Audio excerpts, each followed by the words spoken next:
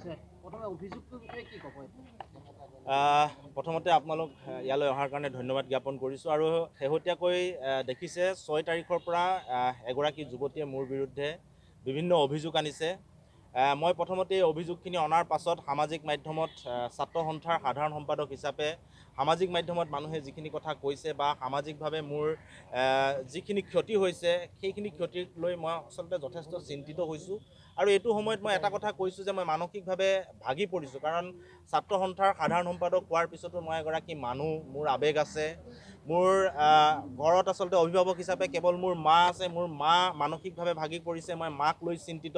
একে সময়তে যিগৰাকী যুৱতীয়ে তেখেতে ভৰ্তি হৈ আছে GMCত, সেই যুৱতীগৰাকীৰ স্বাস্থ্যক লৈ মই চিন্তিত হৈ আছোঁ আৰু মই মানুহ হিচাপে যথেষ্ট চিন্তিত হৈছোঁ, আৱেগিক হৈছোঁ আৰু এই গোটেই কথা বতৰাবিলাক মই গম্ভীৰভাৱে লৈছোঁ আৰু আপোনালোকক স্পষ্টকৈ কওঁ, কাৰণ মই প্ৰতিটো মুহূৰ্ততে সামাজিক ক্ষেত্ৰত হওক ব্যক্তিগত ক্ষেত্ৰত হওক মই সদায় যিবিলাক কথা কওঁ সদায় স্পষ্টকৈ ক'বলৈ চেষ্টা কৰোঁ আৰু আজিও মই যিখিনি কথা ক'ম আপোনালোকক স্পষ্টকৈ ক'ম।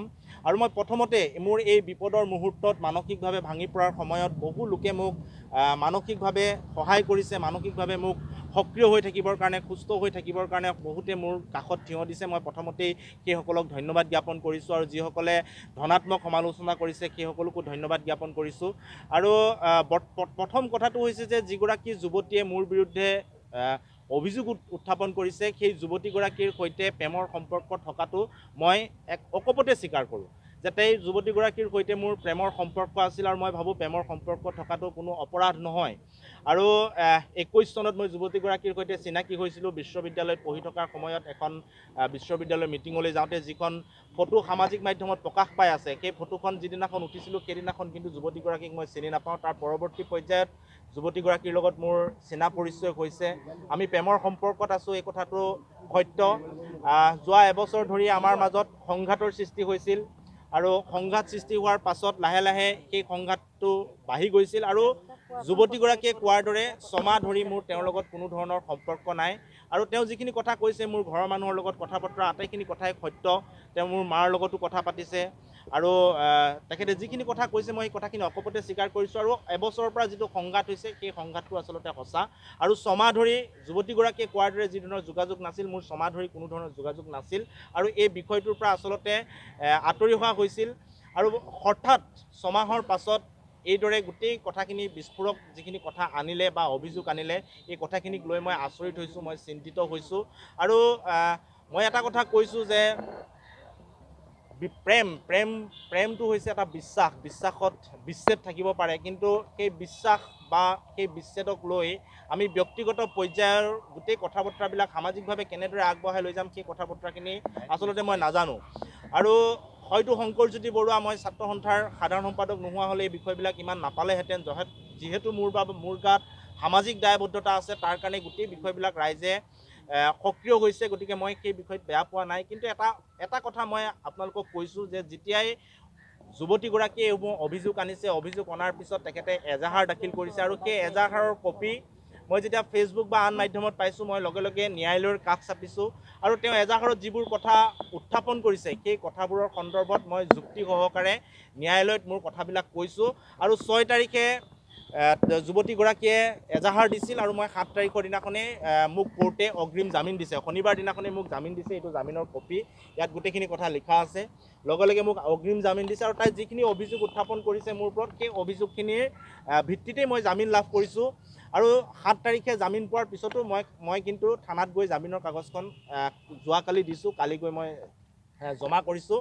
আৰু পৰৱৰ্তী যিসমূহ কেছ, এতিয়া যদি আপোনালোকে সোধে সংঘাত কিয় হ'ল কি নহ'ল, এই গোটেইখিনি আচলতে ব্যক্তিগত কথা। আৰু যিহেতু এতিয়া কেছটো ন্যায়ালয়ৰ মজিয়ালৈ গ'ল, ন্যায়ালয়ৰ মজিয়ালৈ যোৱাৰ পিছত মোৰ যিখিনি বক্তব্য ক'বলগীয়া আছে, আমাৰ কিয় সংঘাত হ'ল, সংঘাত কেনেকৈ আৰম্ভ হ'ল, কি কাৰণে আঁতৰি আহিবলগীয়া হ'ল, এই গোটেই কথাখিনি মই ইতিমধ্যে অগ্ৰিম জামিন লওঁতে ন্যায়ালয়ক জনাইছোঁ।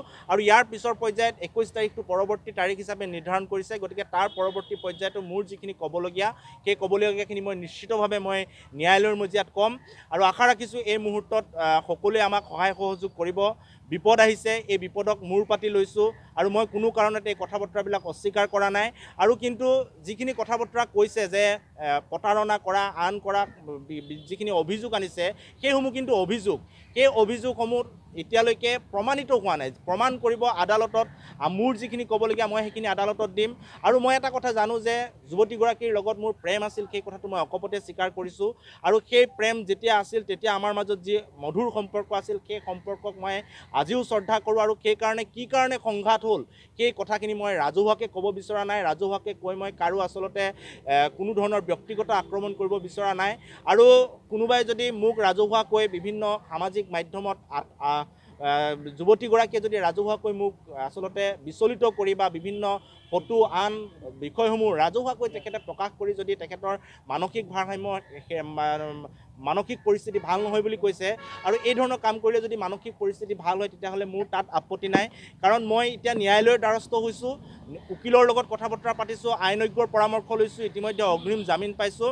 পৰৱৰ্তী যিসমূহ বিষয়, যিখিনি এভিডেঞ্চ থাকিব, যিখিনি মোৰ কথা বতৰা ক'বলগীয়া থাকিব, সেই কথা বতৰাখিনি মই ন্যায়ালয়ত ক'ম। কাৰণ ৰাজহুৱাকৈ কোৱা কথা বতৰাখিনিয়ে কোৰ্ট অফ কণ্ডেম হ'ব, ন্যায়ালয়ক অৱমাননা কৰা হ'ব। গতিকে মোৰ সকলো তথ্য মই ন্যায়ালয়ত দিম। আৰু যিয়ে আচলতে আইনী প্ৰক্ৰিয়াত যুঁজ দিব বিচাৰে, এই যিসমূহ তথ্য থাকে সেই তথ্যসমূহ ন্যায়ালয়ত দিবৰ কাৰণে ব্যৱস্থা গ্ৰহণ কৰিব লাগে। সামাজিক মাধ্যম বা আন জৰিয়তে মানুহৰ ব্যক্তিগত যি ধৰণৰ আচলতে হানি কৰাৰ চেষ্টা কৰে, এই ধৰণৰ কথা বতৰাবিলাক মই উপযোগী নহয় বুলি ভাবোঁ। গতিকে মোৰ হাতত যিবিলাক তথ্য আছে, মই যিখিনি ক'বলগীয়া আছে, মই সেই কথাখিনি, ব্যক্তিগত কথা বতৰাবিলাক মই ৰাজহুৱাকৈ কাৰো আগত নকওঁ। সেইখিনি মই ন্যায়ালয়ৰ ওচৰত দ্বাৰস্থ হ'ম, ন্যায়ালয়ক ক'ম। আৰু ন্যায়ালয়ৰ পৰা যি ৰায় আহিব সেই ৰায়ৰ পিছত মোৰ যিখিনি পৰৱৰ্তী পদক্ষেপ, সেই পৰৱৰ্তী যুৱতীগৰাকীৰ সৈতে মোৰ বিভিন্ন ধৰণৰ সংঘাত হোৱা প্ৰায় এবছৰ হৈছে। আৰু ছমাহ ধৰি মোৰ যুৱতীগৰাকীৰ লগত কোনো ধৰণৰ মোৰ যোগাযোগ নাই।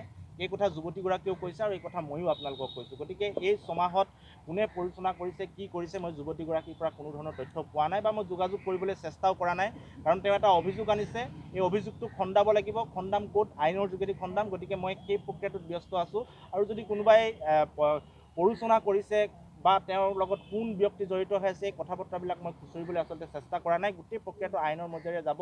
আইনে যি উত্তৰ দিয়ে, যি ধৰণে আগবঢ়াই লৈ যাব, সেই ধৰণে যাবৰ কাৰণে চেষ্টা কৰিম। দিল্লীত গৈ বা জেপি নাড্ডাক লগ কৰাৰ পিছৰে পৰা আপোনাৰ ওপৰত সকলোৰে দৃষ্টিগোচৰ হৈছিল এই বিষয়টো। এই এনেকুৱা ধৰণৰ বিলাকত বেছি উচতনিমূলক হৈছে নেকি? সেই কথাটো আহি পৰিছে নেকি? দিল্লী যাত্ৰাটোৰ মূল কথা হৈছে যে দিল্লী যাত্ৰা যেতিয়া গৈছিল, আমাৰ এইটো সংগঠনৰ মজিয়াত সিদ্ধান্ত হোৱা যাত্ৰা আছিল। এইটো কথা সভাপতি বা মুখ্য উপদেষ্টা সুধিলে আপোনালোকে গম পাব। গোটেইটো সিদ্ধান্ত হোৱাৰ যাত্ৰা আছিল। আৰু আমি তিনিওগৰাকী তাত উপস্থিত হোৱাৰ কথা আছিল। কিন্তু যিটো এপইণ্টমেণ্টৰ তাৰিখ আছিল, তাৰিখটো খেলি মেলি হোৱাৰ কাৰণে 2টা দিন পিছুৱাই গ'ল। যাৰ কাৰণে ডিব্ৰুগড়ৰ সমস্যা হিচাপে মই তাত ৰৈ দিলোঁ আৰু বাকী দুজন গুৱাহাটীলৈ আহিব লগা হ'ল। আৰু এই যাত্ৰাটোত আচলতে তেনেকুৱা কিবা সংঘাত আহিব বা তেনেকুৱা ধৰণৰ কিবা ৰাজনীতি হ'ব মোৰ মনে ধৰা নাই। সম্পূৰ্ণ এটা খোলাখুলি যাত্ৰা আছিল। ময়ে সামাজিক মাধ্যমৰ জৰিয়তে প্ৰতিগৰাকীক লগ কৰি কি হ'ল কি নাই গোটেইখিনি প্ৰচাৰ কৰিছোঁ, সংবাদ মাধ্যমত গোটেইখিনি কথা কৈছোঁ। আৰু নামৰূপ সাৰ কাৰখানাক লৈ যোৱা এটা ইছ্যু আছিল। গতিকে এইবিলাক কথা ইয়াত প্ৰতিক্ৰিয়া কৰিব যেন মোৰ মনে ধৰা নাই। আৰু যদিও কৰিছে মই কেতিয়াও খুচৰি চোৱা নাই বা মই বিচাৰ্য কৰা নাই। যিহেতু আছুৰ ফালৰ পৰা মন্ত্ৰী অতুল বৰাক মাতোতে আপুনি সেই কমিটিখন ভংগ কৰি দিছিল। বহুতে কৈছে যে সেইগৰাকী শংকৰজ্যোতি বৰুৱাই দিল্লীত গৈ কেনেধৰণে জেপি নাড্ডাক লগ ধৰিব পাৰে, গতিকে তেওঁ পদত্যাগ কৰিব লাগিব। আচলতে বিষয়টো চাওক, ছাত্ৰ সন্থাৰ মজিয়াত ক'ৰবাত আনি ভোজ ভাত খোৱা আৰু এটা ৰাজহুৱা বিষয়ত গৈ এগৰাকী মন্ত্ৰীক লগ কৰাটো সম্পূৰ্ণ পৃথক। এতিয়া বহুতে ভাবি থাকে জেপি নাড্ডা ৰাষ্ট্ৰীয় প্ৰেছিডেণ্ট বা ৰাষ্ট্ৰীয় সভাপতি বুলি, কিন্তু জেপি নাড্ডা ফাৰ্টিলাইজাৰ আৰু কেমিকেল মিনিষ্টাৰ হয়, তেওঁ স্বাস্থ্যমন্ত্ৰী হয়। আৰু আমি যিটো ইছ্যুত গৈছিলোঁ সেই ইছ্যুটো আছিলে যে নামৰূপ সাৰ কাৰখানাটো ৰক্ষা কৰিব লাগে। গতিকে নামৰূপ সাৰ কাৰখানা ৰক্ষা কৰিবলৈ হ'লে আমি অমিত শ্বাহৰ ওচৰলৈ গ'লে নহ'ব, আমি যাব লাগিব জেপি নাড্ডাৰ ওচৰলৈ। কাৰণ তেওঁ হৈছে ফাৰ্টিলাইজাৰ মিনিষ্টাৰ। আৰু আমি সৰ্বানন্দ সোণোৱালক একে সময়তে লগ কৰাৰ মূল লক্ষ্য হৈছে যে য'ত ইণ্ডাষ্ট্ৰিটো আছে, য'ত ইণ্ডাষ্ট্ৰিটো নীতি আয়োগে বন্ধ কৰি দিয়াৰ কাৰণে নটিচ উলিয়াইছে, সেই লোকসভা সমষ্টিটোৰ সাংসদগৰাকী হৈছে সৰ্বানন্দ সোণোৱাল আৰু তেওঁ এগৰাকী কেন্দ্ৰীয় মন্ত্ৰী। গতিকে দুয়োগৰাকীকে আমি এই গোটেই বিষয়খিনি অৱগত কৰিছোঁ। আৰু মই ভাবোঁ যে সাৰ কাৰখানাৰ বিষয় এটা সাৰ কাৰখানাৰ মন্ত্ৰীৰ ওচৰলৈ যাব, এই বিষয়টোত অমিত শ্বাহৰ ওচৰলৈ কোনো নাযায়। গতিকে এইটো এটা পৰম্পৰা কথা। আৰু মই যদি জেপি নাড্ডাৰ ঘৰত গৈ ভাত খালোহেঁতেন, জেপি নাড্ডাক মাতি আনি অফিচত ভাত খোৱালোহেঁতেন, তেতিয়া বিষয়টো সুকীয়া হ'লহেঁতেন। মই নিজে গৈ জেপি নাড্ডাক লগ কৰিছোঁ, লগ কৰি পেলাই এখন ফটো প্ৰকাশ কৰিছোঁ, সংবাদ মাধ্যমত গোটেই কথাখিনি কৈছোঁ। আৰু গোটেই কথাটো ছাত্ৰ সন্থাৰ মজিয়াত সভাপতি সম্পাদক সকলোৱে জ্ঞাত হৈ সিদ্ধান্ত অনুসৰি সদৌ ডিব্ৰুগড় জিলা ছাত্ৰ সন্থাৰ আঞ্চলিক পৰ্যায়ৰ কমিটিলৈকে গৈছোঁ। গতিকে তাত কোনো বিতৰ্ক আচলতে হ'বলগীয়া নাই। যদি মই মাতি ভোজ ভাত খোৱালোহেঁতেন তেনেহ'লে কথাটো সুকীয়া। নায়েই আপোনাৰ? পিষ্টল আচলতে পিষ্টল জীৱনত কেতিয়াও মই চুইয়ে পোৱা নাই, সেইটো একদম সঁচা কথা। আৰু লাইচেঞ্চ থকা নথকা এইবিলাকতো আৰু ভিত্তিহীন কথা। মোৰ কেনেকৈ লাইচেঞ্চ থাকিব? লাইচেঞ্চ থাকিলে পুলিচে গম পালেহেঁতেন।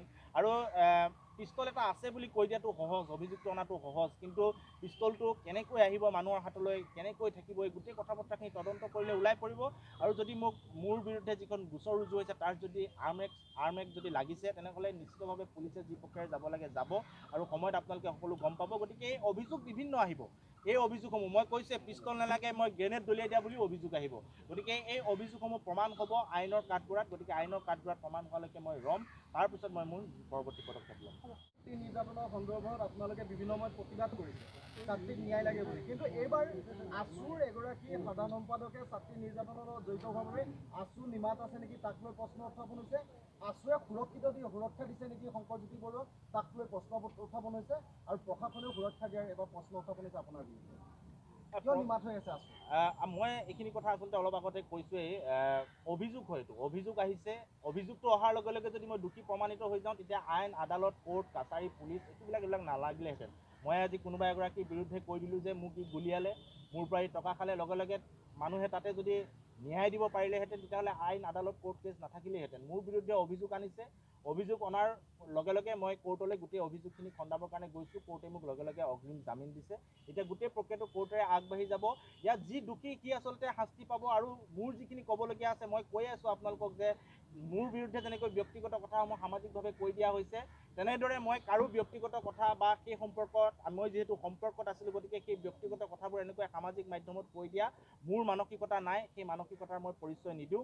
মোৰ যিখিনি কথা ক'বলগীয়া আছে মই সেইখিনি ন্যায়ালয়ত ক'ম, আৰু ন্যায়ালয়ে উচিত বিচাৰ দিব। তাৰ পৰৱৰ্তী পদক্ষেপ মই তাৰপিছত গ্ৰহণ কৰিম। নামৰূপ সাৰ কাৰখানা উল্লেখ কৰিছে যে শাৰীৰিক সম্পৰ্ক ৰক্ষা কৰাৰ কথা এটা কৈছে, সেইটো কিমান দূৰ সত্য? আচলতে সকলো মানুহে প্ৰেম কৰে। প্ৰেম কৰাৰ সময়ত যিখিনি কথা বতৰা কয় বা প্ৰেম এটা ভালকৈ চলি থকাৰ সময়ত যিখিনি কয়, সেই গোটেইখিনি কথা বতৰা মই স্বীকাৰ কৰিছোঁ অকপতে। আৰু এই পৰৱৰ্তী সময়ত যিখিনি কথা বতৰা আহিছে, প্ৰেমত সংঘাত আহিব পাৰে। প্ৰেমটো এটা বিশ্বাসৰ ওপৰত চলা বস্তু। গতিকে যেতিয়া এটা মধুৰ সম্পৰ্ক চলি থাকে, সেই মধুৰ সম্পৰ্ক প্ৰেম কৰা সকলো মানুহে গম পাব। গতিকে ইয়াত মই বিশেষকৈ গোটেই কথাখিনি কৈ থাকিব বিচৰা নাই, কাৰণ এইখিনি মই আদালতৰ মজিয়াতো ক'ব লাগিব। আদালতৰ মজিয়াত যিখিনি কথা ক'বলগীয়া হয়, সেই কথাখিনি সামাজিক মাধ্যমত কৈ দিয়াৰ পিছত এইটো আদালতক অৱমাননা কৰা হয়। আৰু মই এতিয়া আদালতত গোটেই কেছটোৰ বিৰুদ্ধে মই যুঁজ দি আছোঁ। গতিকে মই যুঁজ দি যাম, আৰু সঁচা মিছা সময়ত প্ৰকাশ পাব, আৰু গোটেই কথাখিনি আগবাঢ়ি যাব।